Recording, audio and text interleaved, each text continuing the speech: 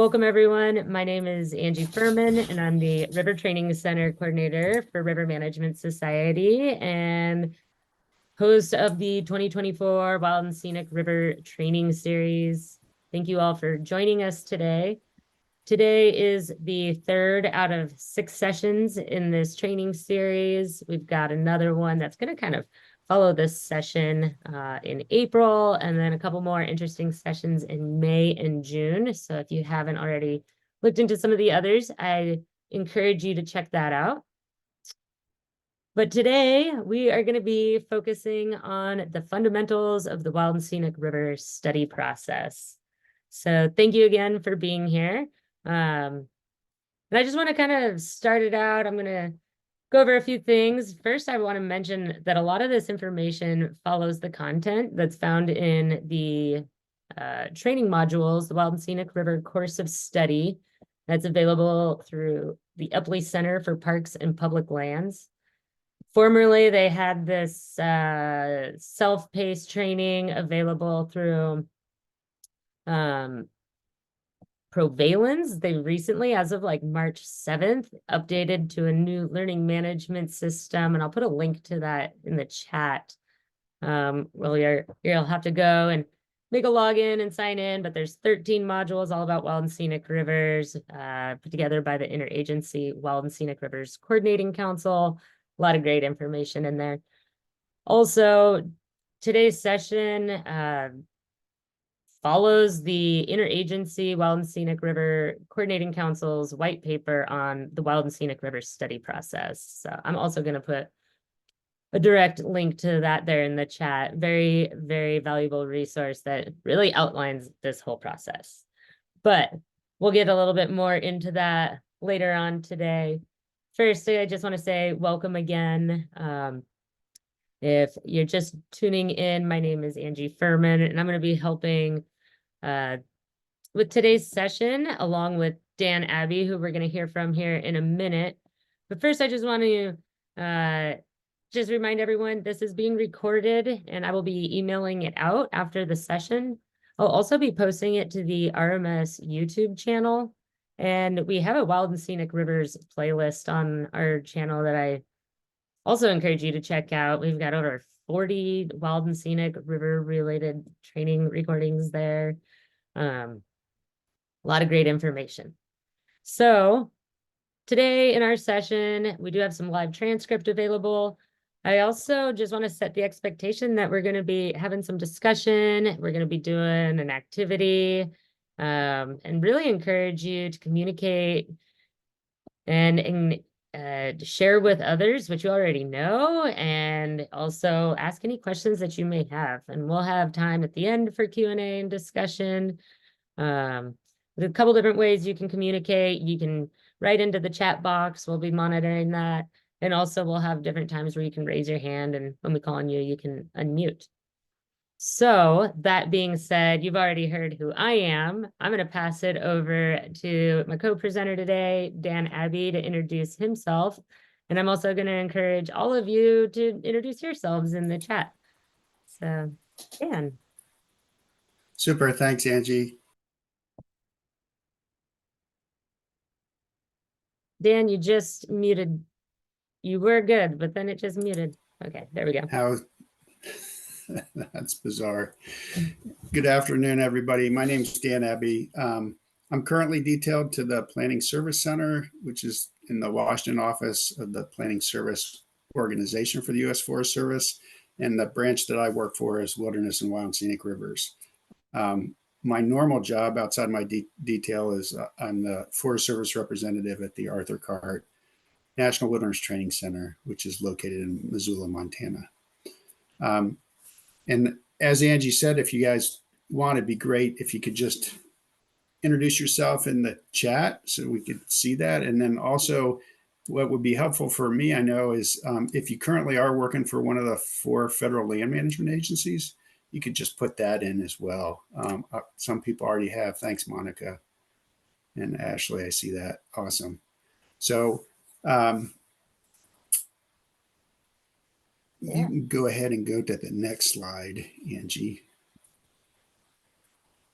So today, we're going to cover these three topics. As Angie mentioned, we're going to be tag teaming a little bit. So I'll cover sort of the bullet number one, outlining the steps of eligibility. Then Angie, we're going to do an activity, and then Angie will talk about the different classifications that exist. Remember, it is wild and scenic rivers, so there's three classifications, which Angie will cover. And then she'll wind that out with another activity, and then we'll go into the suitability factors, which is where things get a little more complicated. And just wanted to remind folks, this is sort of an overview. Hopefully you're familiar with your agency guidance. Towards the end, I'll put in the Forest Service planning guidance for wild and scenic rivers in the chat. So if you guys have any interest for that, you could see that. So with that, next slide. So here are the components of today's session. Is river segment eligible? That's sort of phase one. Then after you determine eligibility, you'll go into phase two, which is the classification for the river. And then the third phase is actually doing a suitability determination to whether or not the river is suitable for designation as a wild and scenic or scenic river. All right, Angie, next slide. So eligibility defined, and fairly self-explanatory slide. I won't read it per se, but the act itself does say that you have to determine eligibility, and that's through sort of an inventory process. So each one of the agencies usually does that during land use management plan development or plan revision. There are other times where a proponent or the agency might decide to determine eligibility outside of those areas. If they do, it's going to probably result in a plan amendment. And then the other time that it's going to need to happen is if Congress actually mandates to the agencies that they do a determination on whether or not a river should be added to the National Wild and Scenic Rivers system. Okay, Angie, next slide. So I kind of touched on this a little bit. Eligibility is more, it's a, I don't want to say down and dirty, but it's a fairly straightforward process. It's just an assessment, and it's kind of like an inventory. So if a forest, for instance, is going through a forest plan revision, so in Forest Service, that would be our land use management planning process. If we're going through a plan revision, we're obligated to basically determine whether there are eligible streams on the forest or eligible rivers on the forest. And like I said, it's kind of an inventorying process. So you can see that second bullet during the plan revision process, and then the third bullet, same thing. And then I already touched on that last bullet. If Congress passes legislation which basically says the agency will determine whether this river should be added to the system, that's another way that the agencies would be required to or look at eligibility. Next slide. Again, it's sort of an inventory process. So think of it as you would for any inventory. You're just trying to determine what's on the landscape. So it doesn't necessarily require a decision per se. You're not, at least this initial eligibility process, it's not associated with a decision document yet. It's just an administrative determination. And the reason we make that that caveat or we say that is with eligibility, we don't want to get tied down into some of the components that we have to consider for suitability. So it's sort of the first filter in the fact that you're thinking, okay, these eligible rivers may be suitable, but we don't know yet. But you're basically just trying to provide the decision makers a list of potentially suitable rivers, or as we call them, eligible rivers. Next slide. And what that's going to result in is hopefully you're going to produce an eligibility report. And the eligibility report has to touch on a number of different things and sort of outline your thinking on why you think it's eligible. And there's, go ahead, next slide.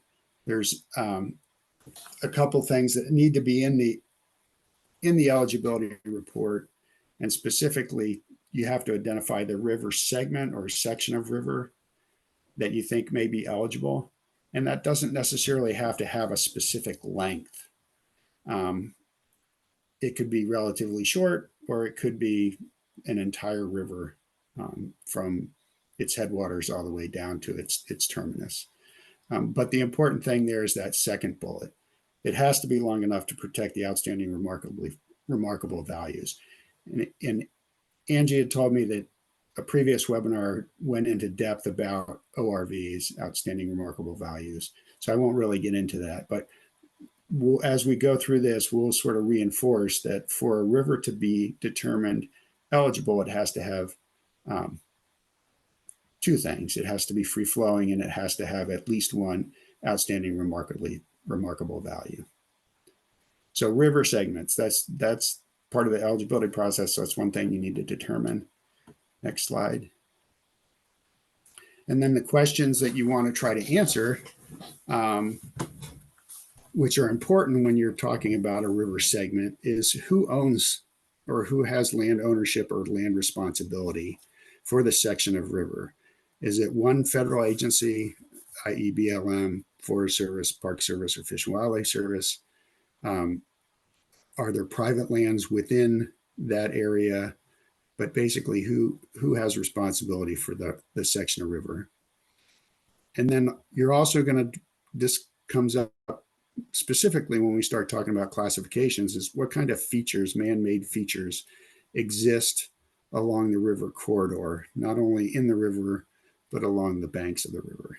So that's important to determine. And then, are there important resource values? So I'm sure you guys can think of resource values associated with rivers, whether it's wildlife or fisheries, whether there's special recreational values, scenic values, geologic values. So what are the important resource values associated with this section of river? And then again, that last bullet I touched on already. What type, location, and amount of development is along the river? Next slide. So this just shows you sort of an example where you have a river that's being evaluated, and it flows through BLM land, Bureau of Land and Management land, and Forest Service land. So when you do have a situation like this, where you have a river that crosses jurisdictional boundaries, it's important to start to consider how you're going to be doing your eligibility report. And hopefully you're going to be collaborating with your partner agency to make sure that you guys are on the same page. And sometimes that results in, next page, Angie, a joint inventory to determine eligibility. So this is just an example of where the Forest Service and the BLM partnered to do a joint inventory to determine eligibility for these sections of rivers. So again, land ownership is important. Next slide. All right, pop quiz. We're gonna get the blood flowing, get people interacting here. So this is, let me pull up our poll here. And, all right. So imagine that you are a BLM specialist who manages Deep Creek that flows through U.S. Forest Service and BLM lands. Pat, your BLM planning and environmental coordinator, just returned from a Desolation Canyon river trip and asks you if BLM should consider a joint eligibility analysis with the Forest Service. What questions should you ask of the Forest Service before embarking upon a joint eligibility study? So I'm going to go ahead and launch this here. So you're going to select the questions, and you can select more than one. So it could be one, it could be all of them, it could be a couple of them, but so you're looking through these questions here, thinking about which ones would be important or appropriate to ask before starting a joint eligibility analysis. And I'll read out the answers here while people are filling them in. So the first one asks, at what stage of land use planning is the Forest Service? Second asks, has the Forest Service initiated or completed an eligibility analysis on this portion of stream? Third one asks, does the Forest Service have the funding and personnel to complete the joint eligibility evaluation? Fourth one asks, are there any proposed actions, for example, mineral leases, rights of way, land exchanges, etc., that could have a significant impact on the river? And the last one, are there political interests or stakeholders who would be opposed to conducting an eligibility study? So I want to give it maybe 5 more seconds here. See, a bunch of you have already input your answers. All right. Well, I am gonna, here's the answers and gonna show the correct answers, even though at the bottom it's kind of hard to see. The correct answer is all are correct except for the very last question. So political opinions and stakeholder interests are usually are considered during the suitability phase, not the eligibility phase. However, these first 4 questions are really important as well. So that first question, at what stage of land use planning is the Forest Service? This is important because knowing the current land use planning status, it's important because they might have just completed a land use plan revision and an eligibility analysis, or maybe they have an outdated land use plan and they're conducting an eligibility report that could provide them with critical information for their updates. So just a good question to ask. Second question, about, has the U.S. Forest Service initiated or completed an eligibility analysis on this portion? Well, this is important to know because you can determine if no work has been completed or if the existing report is outdated, or maybe the BLM might be able to utilize some of the data that's already been completed in the eligibility analysis, eligibility report from the Forest Service. Third question, does the Forest Service have the funding and personnel to complete a joint eligibility evaluation? Well, this is important because it does require personnel and funding to publish the report, right? And the BLM wouldn't necessarily have the authority or the resources to complete this required analysis work on Forest Service land. And then the fourth question, are there any proposed actions that could have a significant impact on this river? This is important to know because in some cases, there might be a requirement to complete the eligibility analysis before implementing the proposed action. And then again, this last question is not the correct answer because that takes part during the suitability phase. So I'm going to stop sharing and I'm going to pause and see if there's any initial questions. And as a reminder, you can put those in the chat. You can also like raise your hand and come off mute.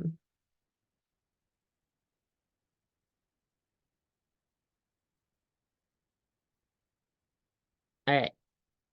I'm not seeing any. We'll have time for more questions. So if they do come up, just feel free to put them in the chat. And I'm going to pass it back over to Dan to continue on. All right. I was about to put it in chat. I was looking at the participants and what you guys had put in the chat as far as where you're from and who you work for. And it's great to see that we have at least 3 agencies represented. So I see Park Service, BLM, and Forest Service, and I see some familiar faces also from the planning service group. So it's great to see you guys as well. So I think I have to stop that. So this flow chart is just a kind of to help think about how you're going to determine eligibility. And I sort of mentioned this earlier, that the two big things are, is it free flowing, and does it have at least one, if not more, outstanding remarkable values?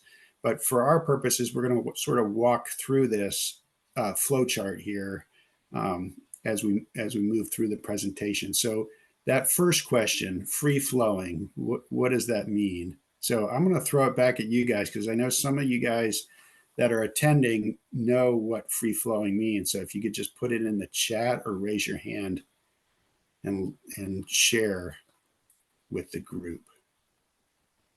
And don't be bashful.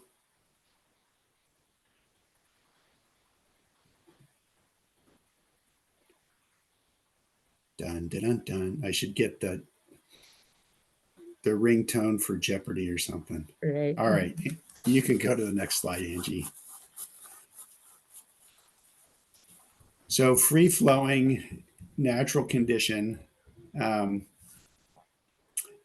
see, I just saw something. It shows water through a river system is more or less unaffected by human management. Good. Free flowing, no impoundment like dams. Good. Thanks, Aaron. Thanks, Tony.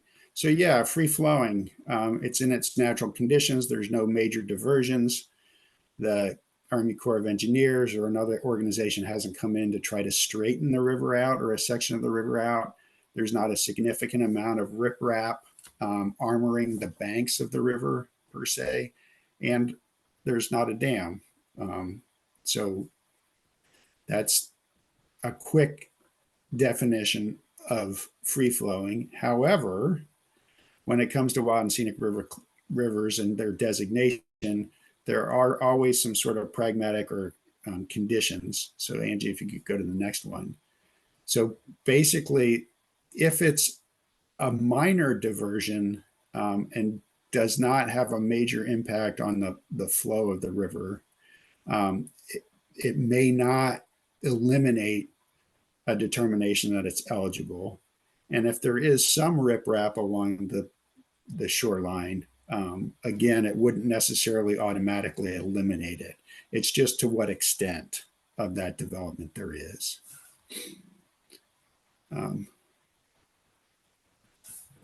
All right.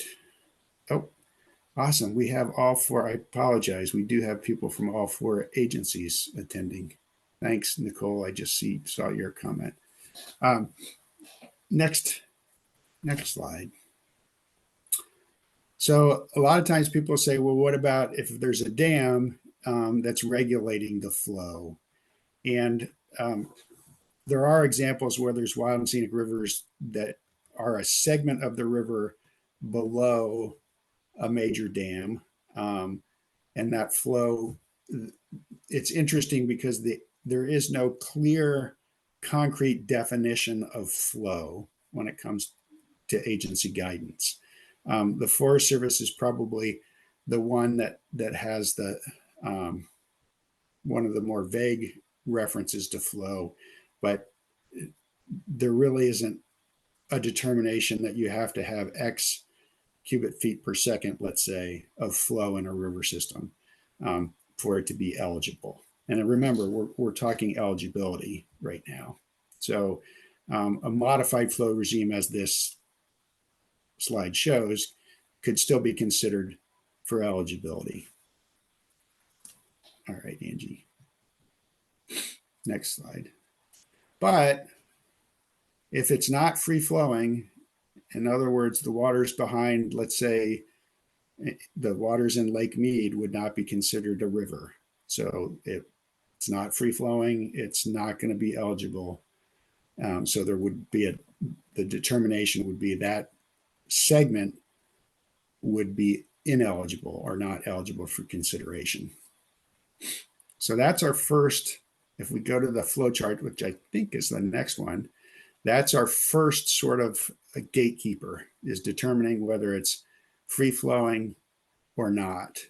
And then if, as you just saw in that lead slide, if it's not, we're done. We're not going to consider it as eligible. But if it is, we go to the next bullet, which you'll see there is outstanding remarkable values. And I believe Angie was going to take this section. So back to you, Angie. Thanks, Dan. And real quick before we move on, I saw Colleen asked a question in the chat, and she asked, when you say at the time of study, is the intent that those are removed? And I believe she's referring to the minor diversions from a couple slides ago. And Colleen, if I don't have your question right, feel free to come off mute and clarify. Nope, that's right. Yeah, just wondering at that stage in the process, does there need to be some kind of clear intention that those modifications would be removed?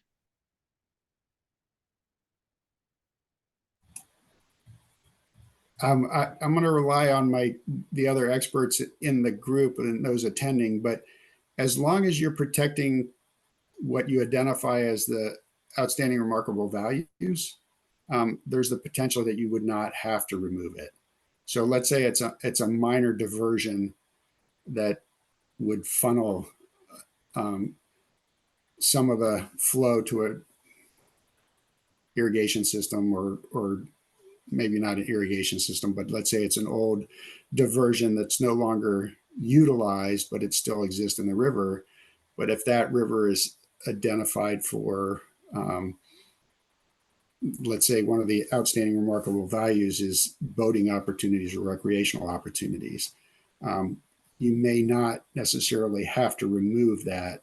On the flip side of that, if it's identified as an eligible river and one of the outstanding remarkable values is associated with fisheries and fisheries habitat, if that diversion had a negative impact on that fisheries, you would probably make the commitment that yes, if it gets determined suitable at some point in the future, there would be a need to remove it. Does that help at all? Yeah, thank you. It sounds like it's like many things that we do or the paradigm, like, oh, it depends. But yeah, that's good to know. Yeah. Yes, it depends on the context, but at least in this stage, no is okay. Super.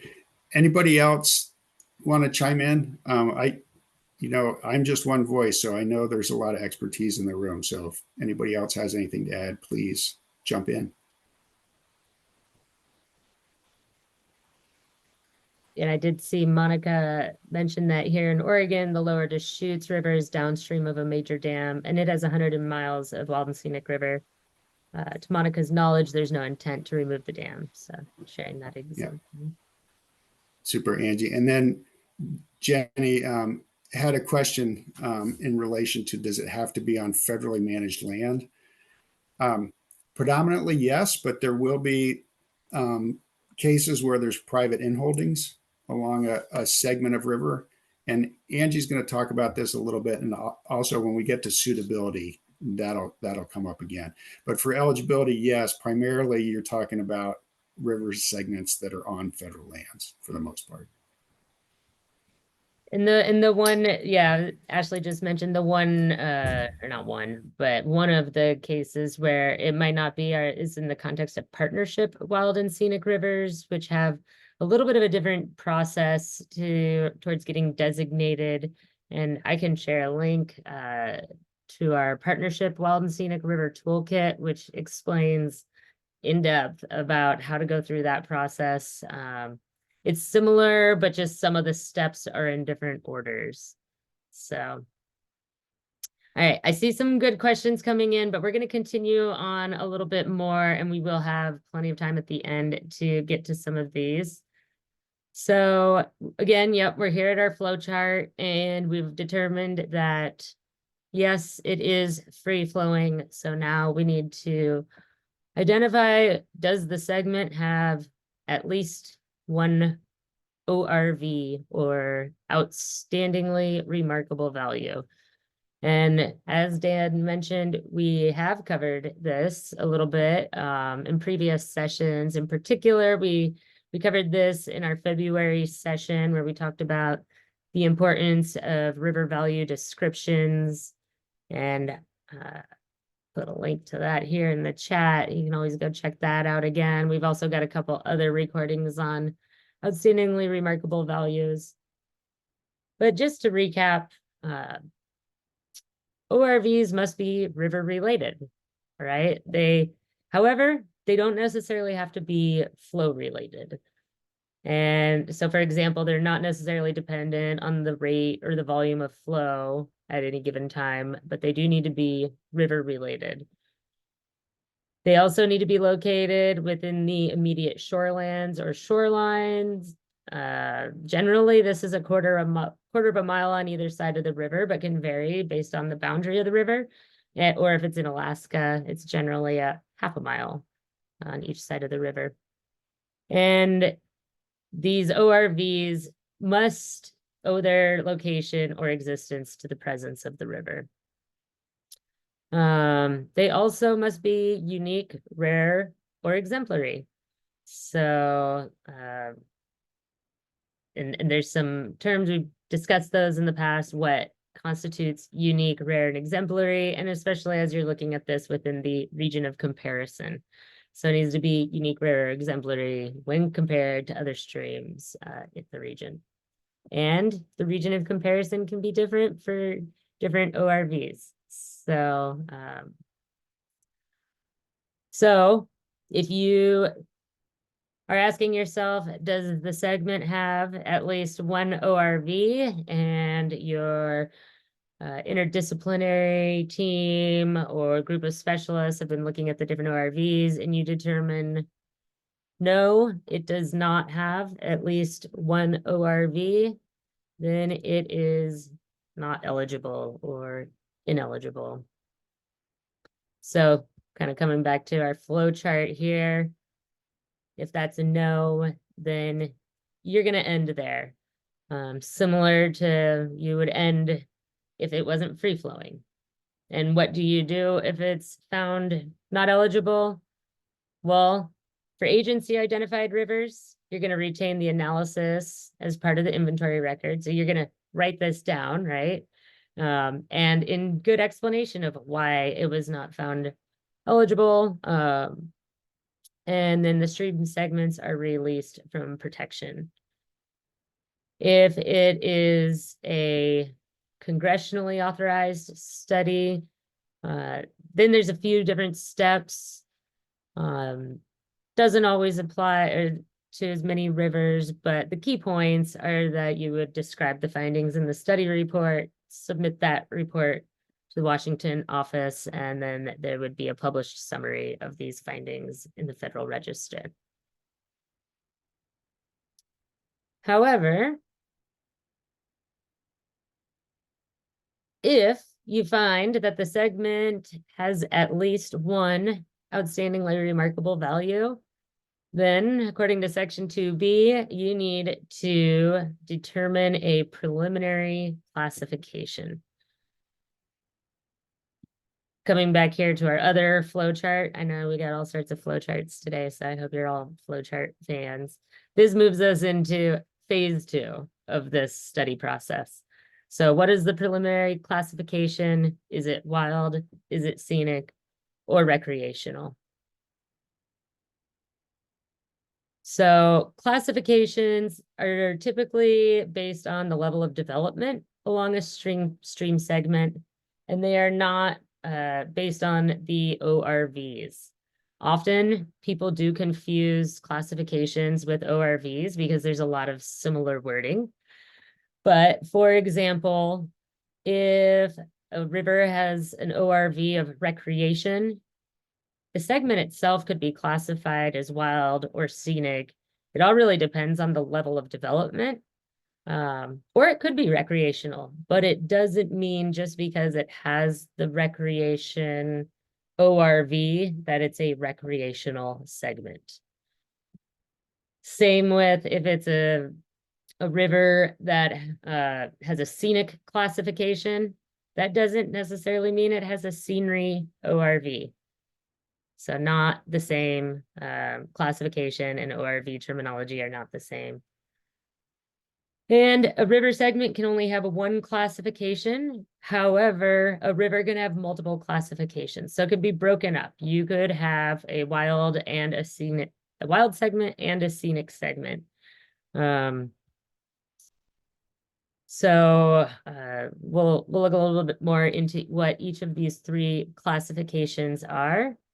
But river classification is really based on the conditions at the time of the study process and gives a baseline from which the different agencies can manage and monitor the river.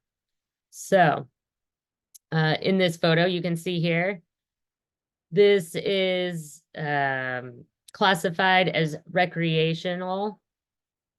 This is the Colorado River, and this is just due to the onshore development here. We got boat ramps, parking lots, we got a bridge over the rivers, little buildings. So just a good visual example there. All right. For a river segment to be classified as wild, the segment's going to need to be free of impoundments, inaccessible except by trails, so we don't have roads along it. The shorelines are primitive and the water's unpolluted. However, again, just to point out, a wild classification is not the same as wilderness either. It's completely different than wilderness and like wilderness study areas, though they could overlap, but different concepts here. For a river to be classified as scenic, it also needs to be free of impoundments. You've got that largely undeveloped shoreline and mostly inaccessible, but it might be accessible in places by road. And then our last classification is recreational.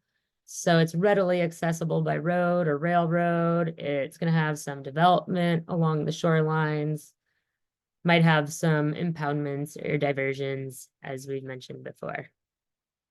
And about 7 minutes ago or so, I put a link in the chat to a handout. Well, maybe it's a little bit longer than that.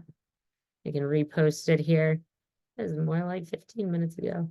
And if you haven't opened that handout yet, it has some of the flow charts from today, but it also has a table around the classification criteria.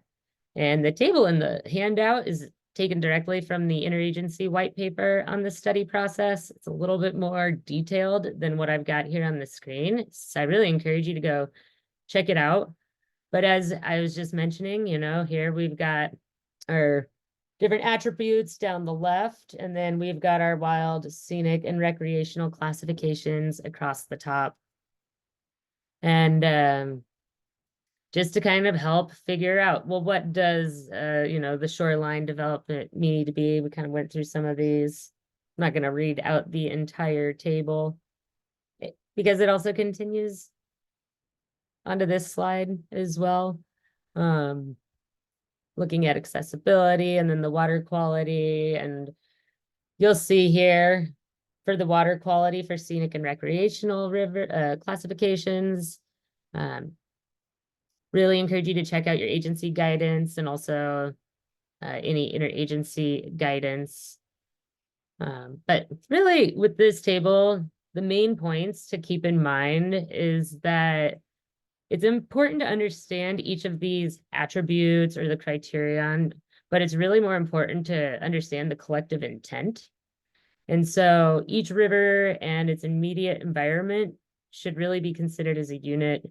And the basis for classification is the degree of naturalness, or if put another way, the degree of evidence of man's activity along the river area or in the river area. So how much human development is there, but I like to think of it more as like the degree of naturalness. And then although each classification allows certain existing development, the criteria do not, or the criteria don't really imply that additional inconsistent development is permitted in the future. So we've determined that it has an ORV, or it's free flowing, it's got an ORV, you've determined the classification. Now it's time to write the eligibility report.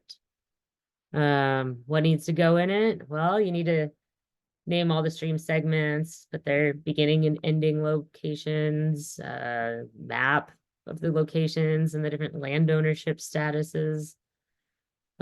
Describe all your data sources. So just so people know where you're getting that information from.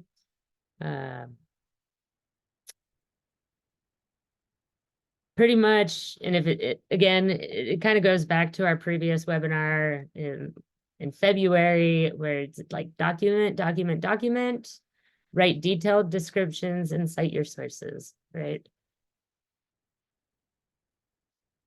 Here's a couple more things to keep in mind. If it is eligible, you do want to provide that detailed description of the ORVs and how they relate to that region of comparison. Again, you want to write why it's unique, rare, or how it's unique, rare, or exemplary, how it's river related, and then you also want to write in that preliminary classification and your rationale for that. So next up, we are on to phase 3 of the study process, and I am going to pass it back over to Dan. Dun, dun, dun. Thanks, Angie. So is the river segment suitable? So this is where things get a little more complicated and more involved. So remember, eligibility is all about sort of just inventorying potential segments or rivers that could be added to the system, whereas suitability is taking a much harder look to determine whether or not it's feasible. And there's a lot that goes into suitability. So next slide, Angie. But these 4 questions, pretty much each agency has a variation of these, and I'll put it in the chat. Just share. Let's see if I can do this. Okay, try again. Just going to put in the chat the Forest Service planning guidance for wild and scenic rivers, which talks about eligibility and suitability, and gives you an idea of when we go through our land use planning process, whether it's a new plan or a plan revision, what's involved. And Angie, can you just confirm that that's showing up in the chat? I think it is, but It's, I think, still coming through. It's probably like uploading and then it'll. okay. Well, we'll see if it is. But these questions are important. So should the free flowing condition, water quality, and ORVs be protected? So you may say, yeah, it's free flowing. Yes, it has decent water quality and it has this ORV, but is it really worthy of protection, and more specifically under the Wild and Scenic Rivers Act? So we'll get back to that in a little bit to explain that a little bit more. And then would these be protected through designation? So if let's say it's a section of river in a national park and there's already pretty significant protections for that river, does it really add anything to the equation, so to speak? So that's that second. Would these be protected through designation? Is designation best method for protection, and demonstrate a commitment to protect the river by non-federal entities? So this comes into play where you have private lands that may be along a certain segment of river, or even state lands that may be connected in some way to the federal lands. So Oh, sorry. Monica, thank you for that. I'm going to try this again then.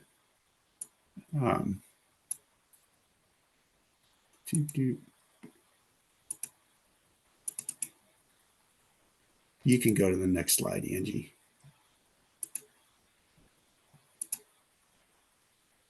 All right. There, hopefully you guys can see it. So suitability, like I said, it's pretty involved. So first of all, you determine that the segment of a stream or river is determined eligible. Once you've done that, you're going to move on to whether or not you need to do a joint suitability study. So remember where we had joint eligibility studies or joint eligibility determination. So if you have BLM land and Forest Service land, you're probably going to want to make sure that you're doing a joint suitability evaluation. So consider that. Let's say you don't need to do that. You continue on, and you're going to evaluate the suitability factors. So each agency will basically goes, I think there's a total of 13 suitability factors that they're going to look at. You can see to get at all those different suitability factors, you're going to need a wide variety of sources of information. So you're going to have to go through this information gathering process that's, you can see, is pretty involved. So you want to make sure that you're doing a pretty exhaustive evaluation and search to address all those 13 eligibility or suitability factors, I should say. And then from there, consider the importance and the weight of each one of those suitability factors. And again, if you go into the Forest Service guidance that I shared with everybody in the chat, you will find those 13 questions. It's basically 83.21 of that document. It's chapter 80, and then it's just 83.21. Anyway, following the questions should be addressed. These we already looked at real quickly before. You address those questions, and then you'll come up with a preliminary determination of suitability or not. Let's say once you get through that process and you determine that it's suitable, you definitely, or not suitable, you want to determine whether or not there are any alternatives. Then you're going to draft your report, which ultimately is going to feed into what would be next, which is your record of decision. And your suitability report is probably going to be an appendix, or it's somehow going to be attached to your land use document. For the Forest Service, it would be part of the land use plan, the forest plan, or an amendment for that plan.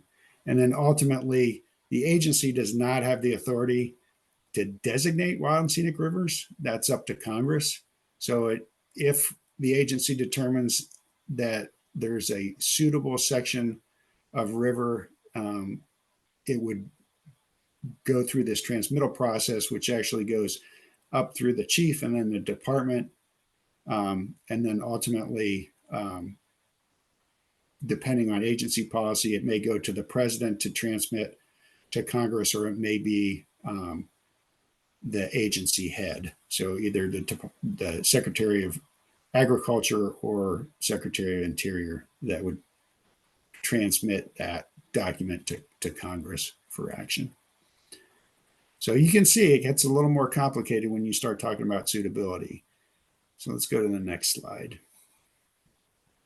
We are talking about suitability factors. So not to overwhelm everybody, but here are the 13. And each agency may speak to these a little bit differently, but I'm just going to start with river characteristics. So what are the river characteristics? Why is it special? What ORVs does it have? Its free-flowing condition.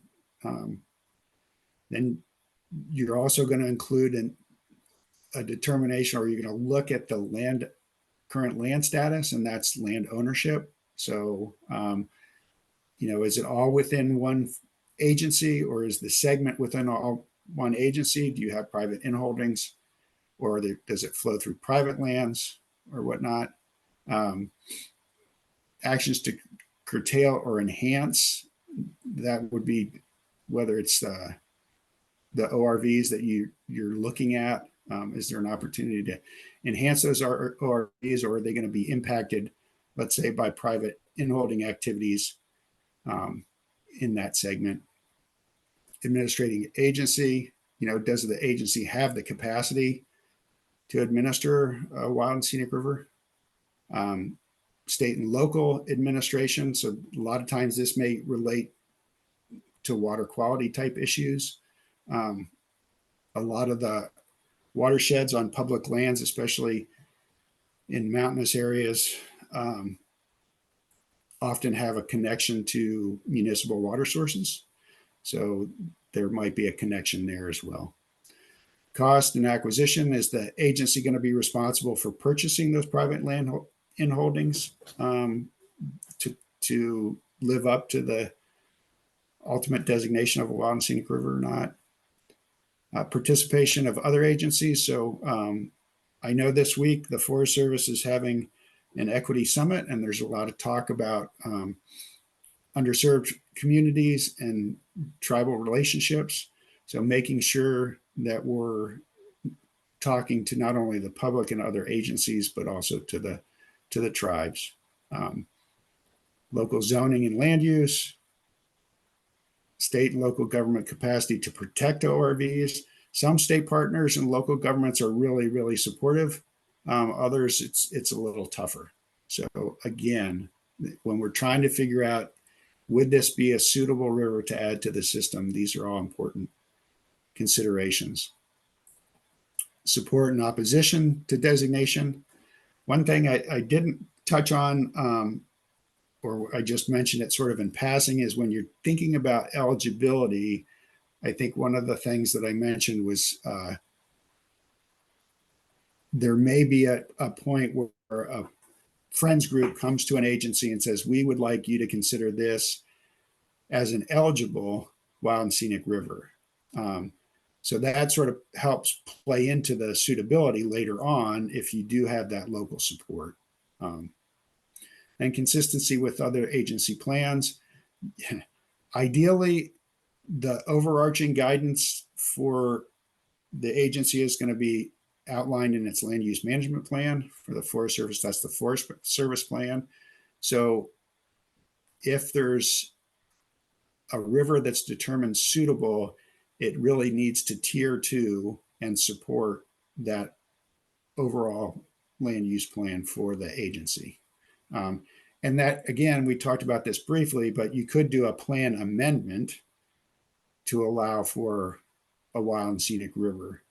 But again, obviously those things need to tier to each other and work together, and they shouldn't be contradictory. And then a contribution to the river system overall. And then for the potential for water resource projects. So if it's, let's say, a section of the Colorado River, is there going to be water drawn, or is there a potential dam site that may impact the suitability ultimately? So those 13 things are important to consider, and ultimately you're going to address all those in a suitability report that's going to be generated ultimately out of this effort. So let's go to the next slide. Touched on this a little bit. It's pretty comprehensive. Try to think outside of the box. I love the little caution down there at the bottom. And I think all the agencies are getting much, much better with partnerships and collaboration. 20, 30, 40 years ago, I think agencies felt that they had sort of a monopoly on land use knowledge and planning. So there was probably a little less acceptance or willingness to go outside of the agency for information, but it really is important to pull information from a variety of sources, as you can see on that slide. So next slide. So if there was a previous suitability evaluation, you need to determine whether or not that documentation still exists in the files. So don't just take it for granted. It's like, oh yeah, we did a suitability and a report back in 1987. You need to go find it. And is the documentation comprehensive? Does it address all 13 of those suitability factors? And is there any new information that would be needed? Has something changed that may have an impact on the suitability? And then make sure that your documentation complies with all your agency's guidance and manuals. And again, what I put in the chat was the Forest Service. It's part of the planning guide. It's chapter 80, which is specific to wild and scenic rivers. And it sort of outlines the process that we're required to run through when it comes to determining eligibility as well as suitability. So next slide. Oh, so here we go again. Obviously, the Forest Service, if they're going to put together a team to determine suitability, it would be an interdisciplinary team. We'd have a variety of people involved with that, but we'd also want to make sure that we're bringing in outside expertise and at least taking advantage of some of that knowledge that exists outside of the agency. The ID team, interdisciplinary team, that's the ID team. You're going to pull in is going to be one that's familiar with the stream. So you're probably going to have a hydrologist, probably a fisheries biologist, wildlife biologist, probably some rec staff, and so on. And then if you do have a contractor that's writing the draft for your suitability report, obviously it needs to be reviewed by your ID team before it goes up the chain, so to speak. Next slide, please. All right. And another activity. Yeah. This one you guys will have a lot of fun with. Yeah, so just to kind of like really reinforce what these suitability factors are, I'm going to encourage you to either scan that QR code, or I'm going to put a link here in the chat to a game on the suitability factors. And when you open that up or you type in this, I can come back to the QR code here, but again, you can find the link in the chat. You go to this link that I shared. It's going to bring up a game here. And if it's on your phone, you might just have to scroll to the bottom. I was trying to figure out how to change the default. It defaults on this matchup game, which is great. But it can be a little hard to read some of the text. It's like really, really tiny. So if you're having a hard time reading it, I encourage you to instead switch template to find the match. And what this will do is it will provide a description of a suitability factor, and then it's going to have a list of all the factors here. Let's see, I'm going to mute it. Go to find the match.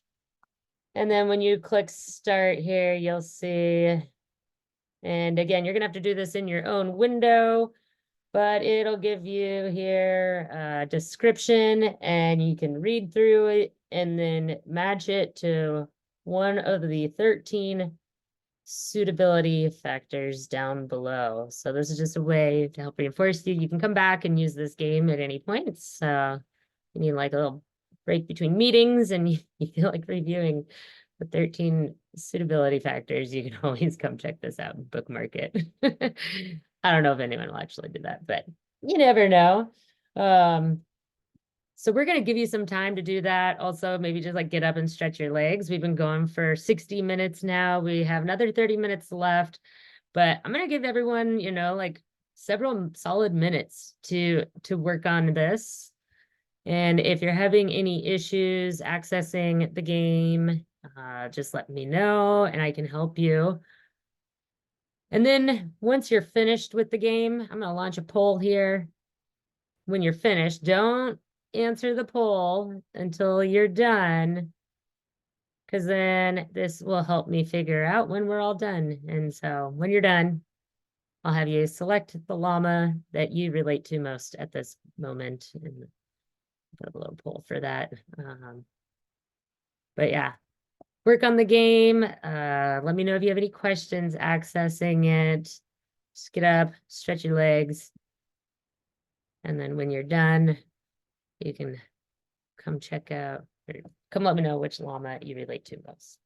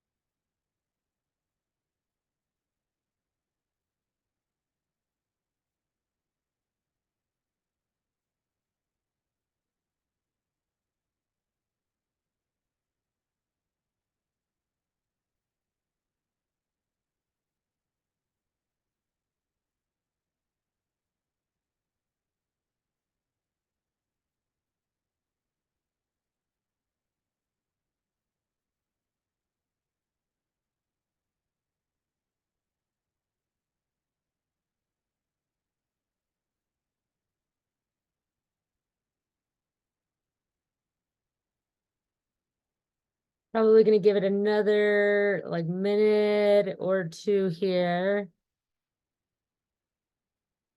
for people to continue working on the game. You might not get all the way through the game right now, but again, you can come back and play this game or continue it after the session. I don't want to, I still want to make sure we have some time for questions and answers. And I also want to preface that these are not like official exact definitions. I pulled a lot of these from that EPLI module on Wild and Scenic River eligibility as examples. And it's really just to get you all thinking more in depth about these suitability factors and kind of thinking through some of the differences. So there might be different interpretations on each of these factors from the different agencies. These are not meant to be the set in stone definitions.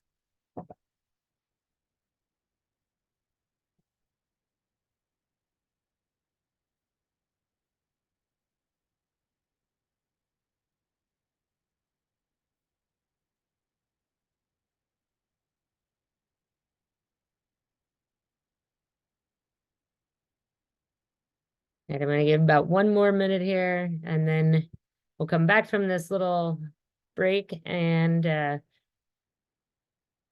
a few more slides to finish out. Just kind of wrapping up the study process, and then we'll have some time for more questions and discussion.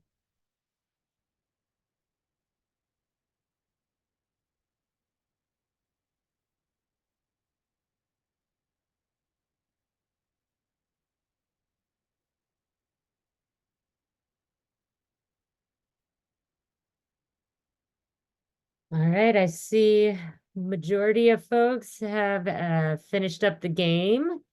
So I'm gonna go ahead and end the poll. And for those out of who are curious, number four had the most votes. Um, and would love to hear any feedback that you have about the game at the end of the session. Trying out some new things, trying to find some different ways to help us learn that's not just sitting and listening. So, all right. I am going to pass it back over to Dan to take us through some of these last few slides, and then yeah, we'll have that Q&A. All right. So develop preliminary determination. And again, this is for suitability. You can see the four questions that you want to try to answer. Should the free-flowing condition, water quality, and RV be protected? And well, I'll just let you guys read through them because I think we touched on this. But this sort of gets to that hard look of looking at all the suitability factors, which obviously include some of the politics involved with making a determination of whether it would actually work. So that number 4 is pretty critical. Demonstrate commitment to protect river by non-federal entities. So if you can't make a strong argument that you're going to get buy-in to help protect the river, so one of the things that we see is recreational boating on rivers has a very strong voice, and a lot of times that's one of the entities that if we don't have buy-in with their help to protect a wild and scenic rivers, it's going to be a lot more difficult. All right, next slide. Required content, and again, each one of the agencies is going to outline what they want to see in a suitability report. Pretty much all the agencies are going to hit on these points. You're going to have a separate section for each segment of a river that you analyzed. You're going to include a map with the specific segment descriptions. Again, there you see it. Discuss each suitability factor for each stream being analyzed. So it's can be pretty daunting. And then you're going to do your analysis and you're ultimately going to publish a report. And this says publish report as an appendix to a draft or a final EIS. So that's all for the Forest Service. That's all in support of either a plan revision, or in some cases, it may be a plan amendment. So forest plan revision or forest plan amendment.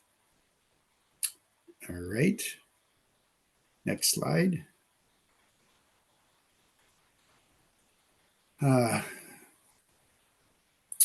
This is important too, because we touched on this. If you determine a river isn't eligible, it doesn't need interim protection measures. If you determine it is eligible, it would require some type of interim protection measures. But if in your record of decision, you're saying this river is suitable, remember, Congress is the only one that can ultimately determine whether or not they're going to designate a wild and scenic rivers. But if you in your record of decision say it's a suitable section of river, then you're obligating the agency to establish interim protection measures that will protect the river corridor and the outstanding remarkable values that are associated with it.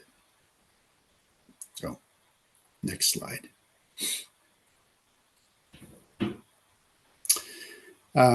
Once the record of decision is signed, if for those eligible rivers that were not found suitable, they're going to be released from eligibility. So, and that's an indefinite release. In other words, as long as the status quo remains the same, those rivers for future planning efforts would not be considered eligible. They're no longer considered eligible. The caveat with that, if things change, you're obligated to evaluate whether or not that change was significant enough to allow it to be considered eligible in the future. And then you can see that last sentence, once the ROD is signed, suitable segments are protected. Those interim protection measures will be taking place. And that would be outlined in your land use management plan. So next slide.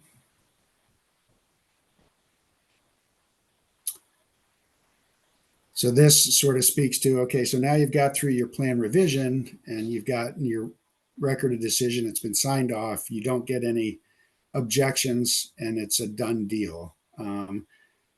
Well, that just takes you to the point where now you have to prepare your transmittal to go to Congress to ask Congress to take action to designate the river under the Wild and Scenic Rivers Act. So that's going to look a little bit different for each agency, but basically, next slide, Angie. What you're going to end up doing is you're going to send your report up. It's going to be transmitted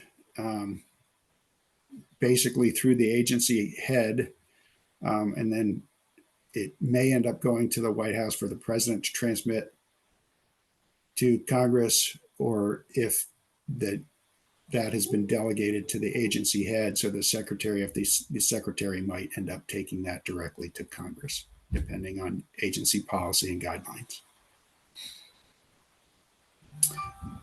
Next slide.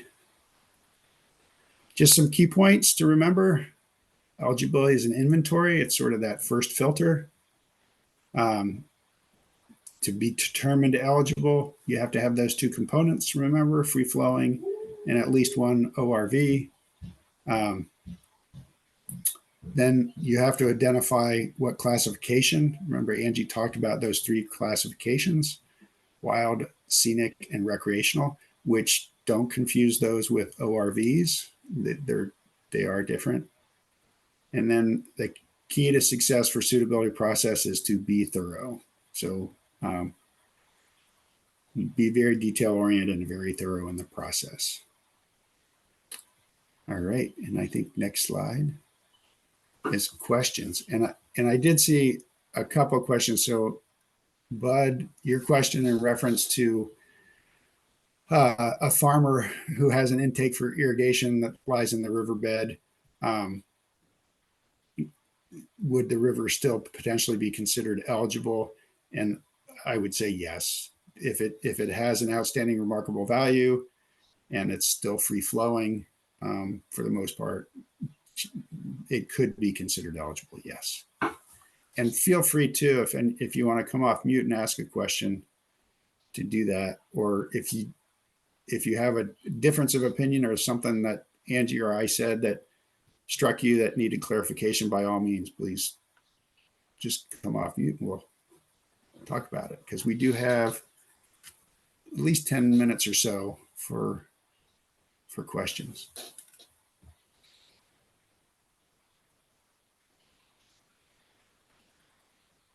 I did put another link in the chat to a second handout that's more focused on the suitability side of things, with some of the main points from the slides.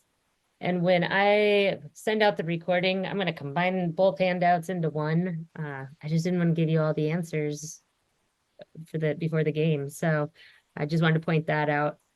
Let's see. I did see a question come in from Andrea. It asks, our forest has 2 5A study rivers determined eligible with scenic classifications, but the suitability study was not completed, and this occurred in the early 1990s. We've been given guidance that Section 7 reviews or water resource project evaluations need to be completed for water resource projects on these rivers.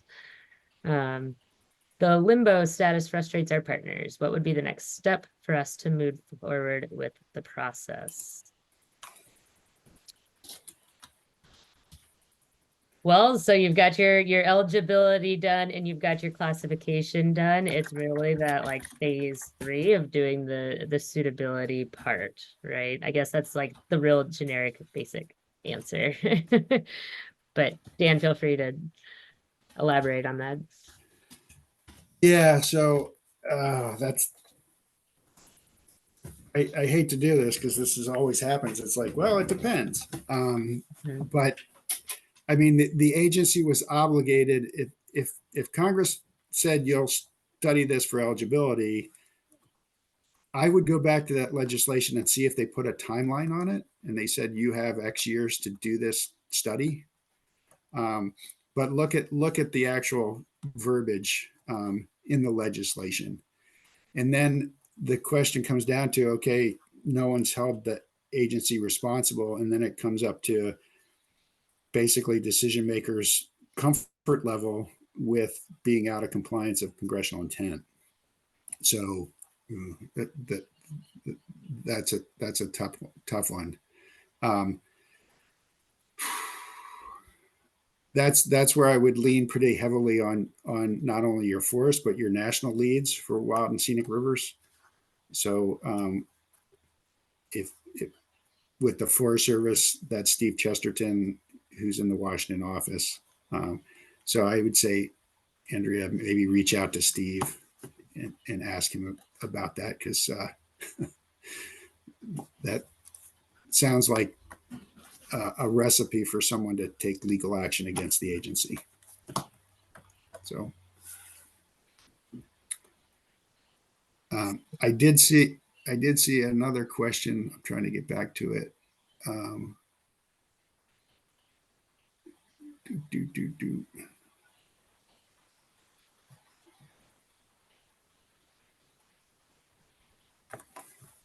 Oh, Angie, feel free to jump in, because I'm trying to find, I thought I found one back here that was a little bit further back.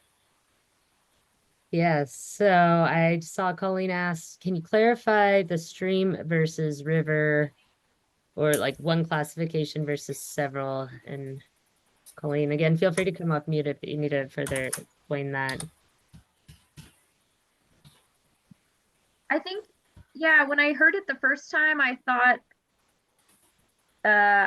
you mentioned that a segment must have one but could have multiple, and then I think when Dan just went over it again, I heard that a stream would have one but a river could have multiple. So I just wasn't sure if there's some kind of other information missing. Yeah, no, that's a great question for clarification. So when it comes to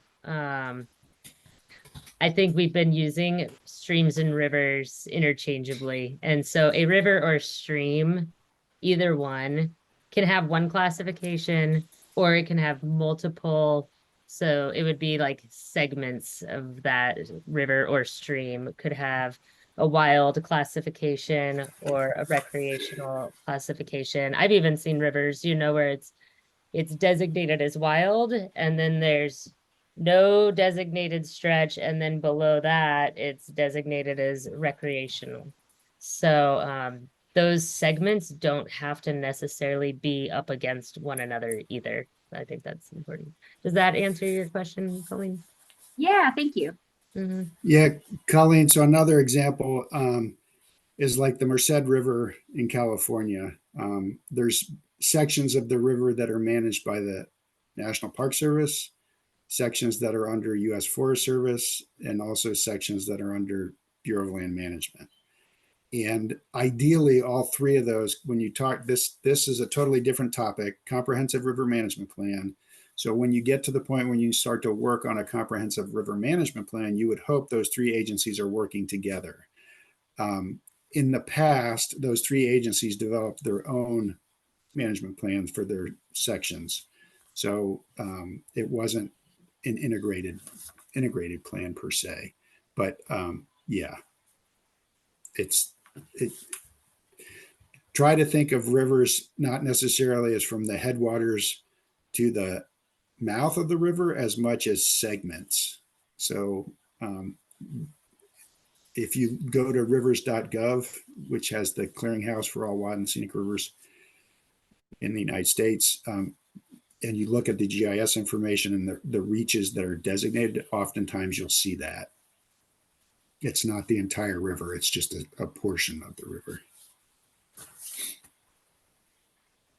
Then I see another question. Monica asks, follow up on the prior question, would a section 7 analysis actually be mandated on an eligible but not suitable river?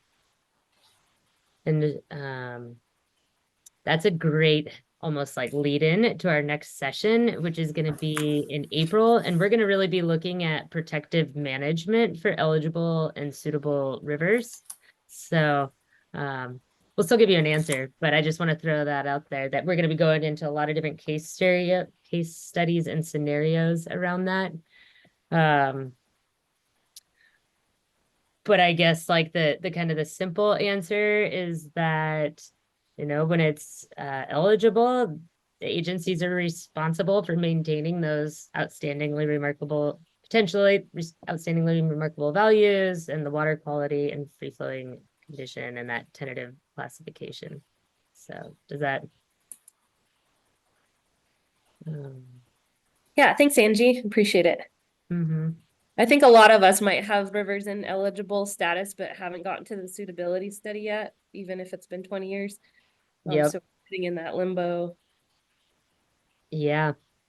Yeah, and there are some differences in what is allowed and what isn't allowed, based on whether it was an agency initiated study or a congressionally initiated study. And again, we'll get a little bit more into that in the next webinar, but you can check out that white paper. I think it does have some of the interim protections listed towards the end of the white paper there, which will give you some quicker answers than April. And then I saw one, are you aware of examples of wild and scenic rivers designated for a straightened river that has been restored to its previous natural free-flowing state? I am not. Angie, do you?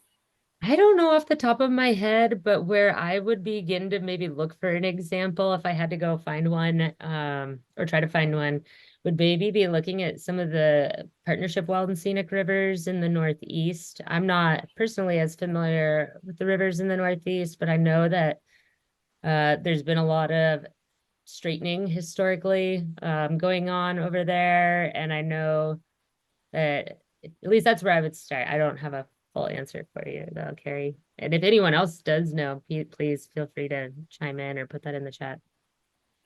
Angie, this is Monica, I can jump in. That Fossil Creek in Arizona wasn't straightened, but it was completely diverted for power. And it has been restored. So that's the only example I could think of off the top of my head. It was 2009, I believe. Mhm. Yeah, no, thanks for sharing that. Okay. Yep. And then Alan put in a restored river could be eligible like after a dam was removed. Yes, definitely. And thanks, And then, Monica, for adding. oh yeah.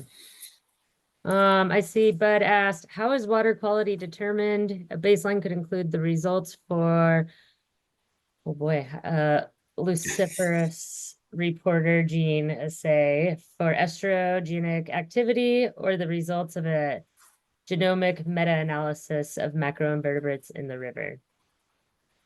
Hi, Angie, I want to know what the standard is for wild and scenic rivers. There's all different ways of evaluating water quality. Is there a standard? Or maybe there should be a standard.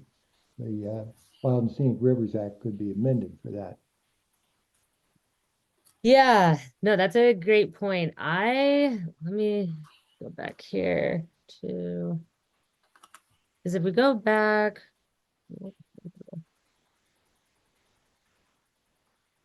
my short answer is I need to look up more information. I do believe, and I don't know when it's gonna come out, I don't know any of the specifics, that there is gonna be some new guidance that should be coming out at some point in the next year, from the Interagency Wild and Scenic Rivers Coordinating Council, a little bit more on water quality. So I can say that it might be coming. I've not seen it and I haven't had the opportunity to read over it, so I don't actually know what is all incorporated though. Yeah, but I think right now it's basically up to the agency to provide guidance on how they're going to qualify and quantify what the water quality is. So some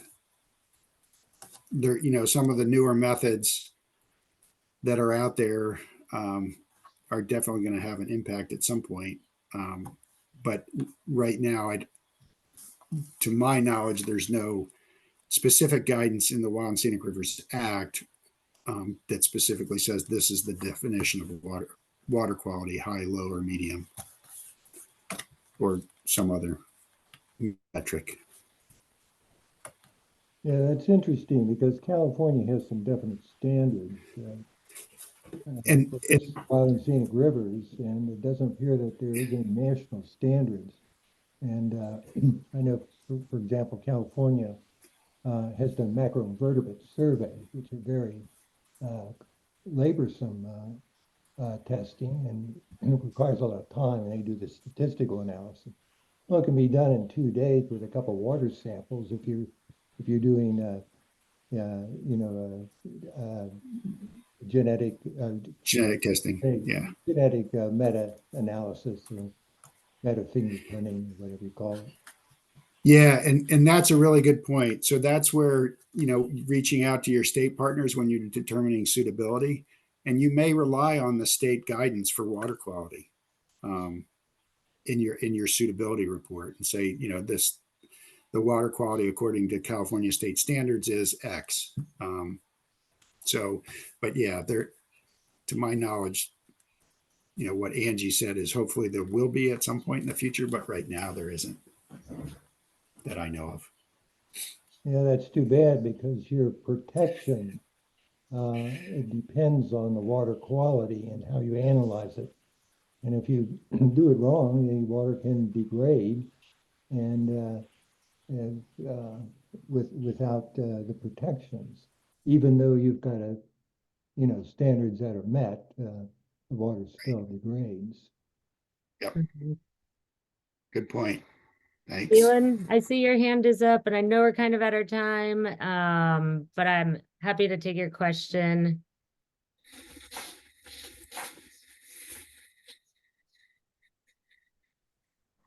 Yeah, thanks. Either of you have any experience? I know rip wrapping is not something that's considered allowable. There's been a movement on, I guess, one of the rivers that I help oversee for installing gabion baskets. And I guess my interpretation is, at least to my knowledge, that wasn't something that was necessarily around, in 1968. But I guess I view that as very similar to rip wrapping, and I was just wondering if you have any experience there. We've been looking through different mitigation measures for that, so it's not so visible from the river. But yeah, just wonder if you have a take on that, either of you. So thank you. You want to go ahead and Angie first, and I can.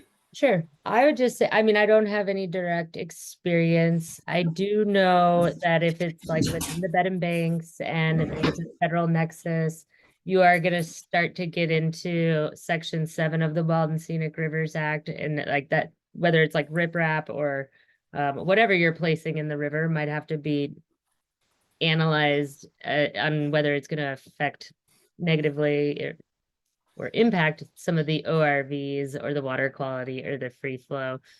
As far as specific to the gabion baskets, I'm not 100% sure. I'm not super familiar with them myself. Yeah, Gail, and I would just reiterate. So yeah, it would be probably viewed as riprap because it's the same basic idea that you're putting a hardened bank in place to protect something, whether it probably a road or some other type of development. I think there is some exciting new stuff that's being done. There are some areas like in Washington State, there's been an effort to do use large woody debris and log jams, engineered log jams in river systems. To my knowledge, I don't think any engineered log jams have been put into a wild and scenic river at this point, but that might be an opportunity in the future if there was, let's say, a scenic road or a scenic river that had a section of road that went by it and there was erosion occurring. Instead of using riprap, you could use an engineered log jam. It would still trigger a Section 7. So you'd still have to do that component of it, but it might be more in line with river management as opposed to a hardened riprap type structure. Yeah, if I may inject something, there's an alternative called live staking. And if you're interested in finding out what that's about, the University of Pennsylvania's Cooperative Extension has an hour-long webinar that you can read up on that. Also, if you go to the NRCS Conservation Practice Standards, they have one called Diversion. And you can probably go to your NRCS office and get some ideas on alternatives to gabions and riprapping. Super. Thanks so much, Bud. That's great. Appreciate it.